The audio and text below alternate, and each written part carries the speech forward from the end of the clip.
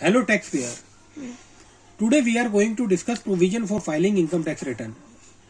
Taxpayer जैसा कि आप सभी जानते हैं एवरी ईयर इंडियन टैक्सपेयर को अपना इनकम टैक्स रिटर्न फाइल करना होता है और इनकम टैक्स रिटर्न फाइलिंग का जो प्रोविजन है वो इनकम टैक्स एक्ट के सेक्शन 139 सब सेक्शन 1 में है। तो हम देखते हैं कि ड्यू डेट क्या है इनकम टैक्स रिटर्न फाइल करने की। मैं आपको फाइनेंस बिल 2022 के प्रोविजन रीड करवाता हूं जिसमें ड्यू डेट कंटेन है। मित्रों, promoting voluntary tax compliance and reducing litigation, government की यहाँ पे जो इंटेंशन है वो वॉलेंट्री टैक्स कंप्लायंस को बढ़ाने की और इनकम टैक्स लिटिगेशन को रिड्यूस करने की है। Provision for filing updated return, section 139 of the act is related to provision for filing of income tax return by the taxpayer. Subsection 1 of Section 139 of the Act casts responsibility on the taxpayer to furnish a return within a definite time period or up to a particular date. That is the due date which as per this section means for an assessee who is a company, कहते हैं for an assessee who is a company or a person other than company whose accounts are required to be audited under this act or under any other law for the time being in force. It is 31 October of the assessment year.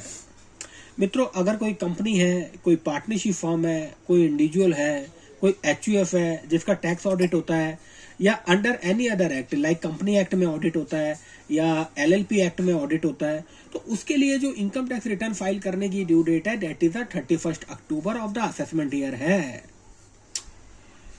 For an assessee who is required to furnish a report under section 192E is 30th day of November of the assessment year.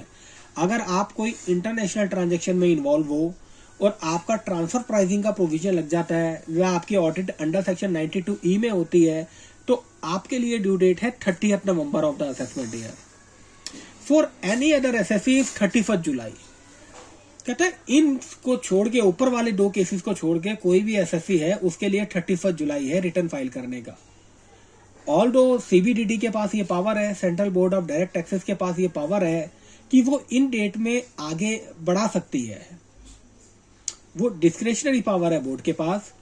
कहीं flood आ जाता है, कहीं हमारा income tax portal काम नहीं करता, कहीं technical glitches आ जाती हैं, कोई नया प्रोविजन आता है, कोई फार्म नोटिफाई हो जाते हैं लेकिन वो पोर्टल पे नहीं चढ़ते, तो सीबीडीटी के पास, central board of direct taxes के पास ये पावर है कि वो इस ड्यू डेट को आगे बढ़ा सकती है।